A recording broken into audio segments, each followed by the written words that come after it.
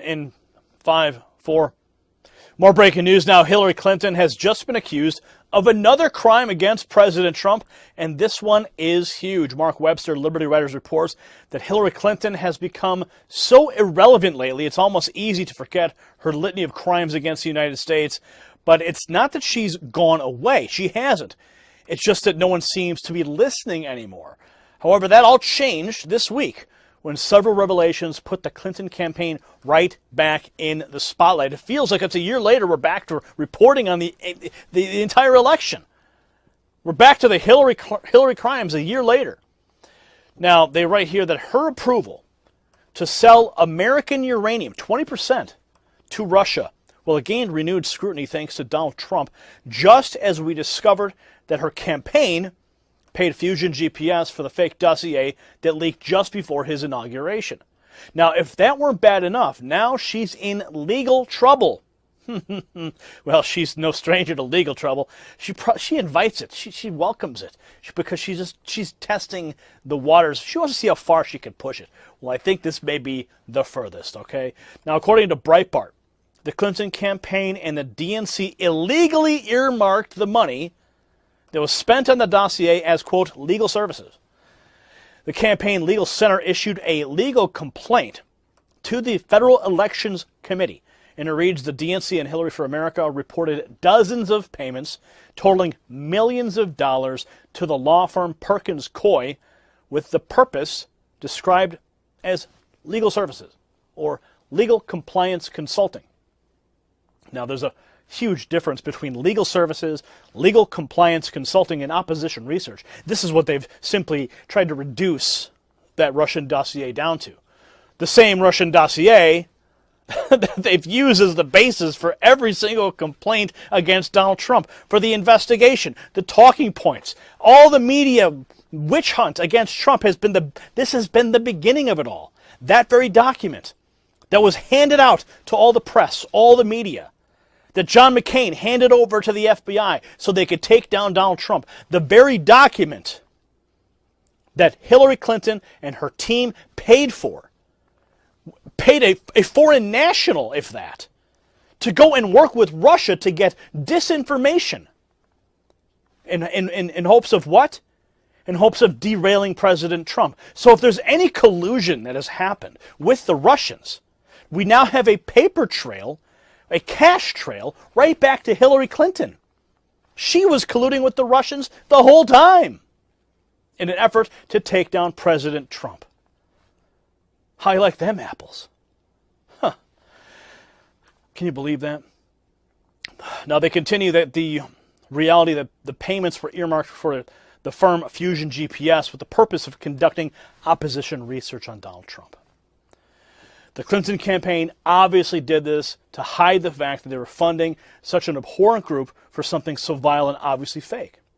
Now, Clinton has been accused of many crimes, nearly all of which were discovered under Barack Obama. Now that President Trump is in the White House, Clinton might actually be held accountable for her actions. All right, as we continue, joining us now with reaction to all these scandals surrounding Hillary Clinton, the Democratic Party, including, Russian lies to impact an election. The author of this book is amazing, billionaire at the barricades, and I assume maybe I think the year's 2020, she'll be the host of a brand new Fox News show, The Ingraham Angle, which, wait a minute, you start Monday. Monday. Yeah, we're arranging the pencils. I know you're #1 on the New York bestseller listing, and I know you're doing great. Here's the problem. We're waiting. When do we get the Ingraham Angle? We're doing the angle on the pencils in my office across the hall. So we got the staplers. Just as soon as the stapler gets fixed, I'm coming on. You're going to be firing like pencil darts at my head. Exactly. I don't, as if I don't have enough enemies. Thank you very much. We're good. I just can't get over how they used Russian lies with Fusion GPS to influence the election, and how everybody now has gone silent on Russia. Now that they know, and we've been saying this is going to boomerang back. Never mind, they knew Putin had infiltrated the country and everybody had knowledge of it. FBI had it, Eric Holder had it, the president probably had it, Obama in his presidential daily briefings. I cannot believe the degree of lying, hypocrisy, and frankly, they put this country in danger. When you think about it, Sean, going back to the 90s, I had like a flashback of all the dirty politicking and the dirty campaigning and the use of private investigators the Clintons utilized back in the 90s. Remember the name Terry Lenzner? He was a guy who was like going through people's garbage. And this is what... Secret police. Yeah, this is what they do. This is what they've always done. And now they've taken it to an international intrigue degree involving the former Soviet Union. And when you have a Kremlin-written dossier that is compiled by the Christopher Steele fellow, and he puts it all together, but all the dirty, lurid, fake details are provided by Russia. The idea that the highest level of the Clinton campaign, and perhaps even Hillary herself, didn't know about its provenance, didn't know where it came from, that just doesn't pass the straight face test. I mean, I guess we have to hear from Mrs. Clinton. I want a real interview with her, not an interview with a favorable journalist, but she should come on and talk to a serious journalist about what she knew and why this proceeded this way. Well, she's afraid. Yeah, well, of course, and she's compromised. I mean, she was lashing out at maybe by name, Fox News Channel by name just this week. What about this Uranium One? I want to get your take on Uranium One. Under no circumstances would any smart person ever give Vladimir 20% of our uranium. Yeah. And then you look at, they knew he had Russian operatives in the country and that was their goal to corner the market. And they had an informant inside telling them about everything they're doing, bribery, kickbacks, extortion, all this. How could this possibly happen? Well, all of that you just said, Sean, and then add the fact that we have this Committee on Foreign Investments, the CFIUS board, which includes pretty much the entire cabinet of the Obama administration. Obviously, Hillary sits on it, and the Department of Justice, Secretary of State, they all sit on this committee.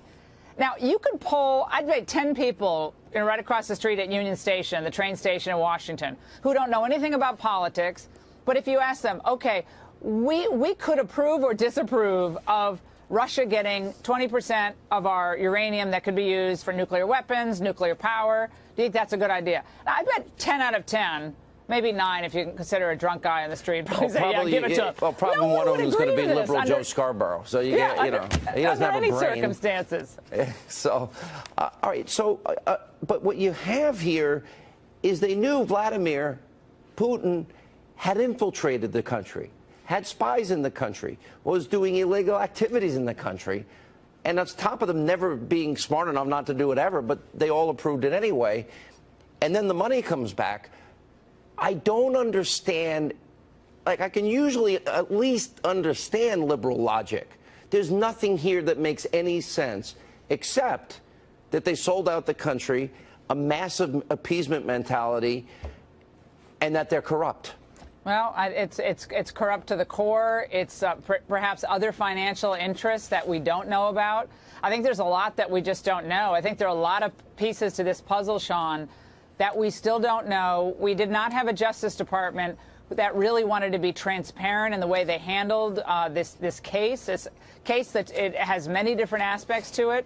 They didn't want an informant to testify to Congress. There was no real congressional oversight of this deal. Again, on its face, it's ludicrous that we ever would have approved this, just on its face. But the fact that they're accusing Trump of collusion when all this was happening, that is what truly makes, I think, Americans who are tuned into this really sick. Well, congrats on the book, Billionaires at the Barricades, New York Times bestseller. Thank you. Are you really showing up to work Monday, or is this all one big joke? Because I've never seen anybody sign a contract and never show up to work. You never show up at work. What is up with that? Maybe the week after. I'm just doing a very zen approach to my Fox show. It's just I have to breathing exercises before I start. You're like O'Reilly, but O'Reilly took off, but he had worked here 20 years. You're taking as many days off as him. What is up with that? That is a low blow. I am not. I am working hard across the hall on my desk.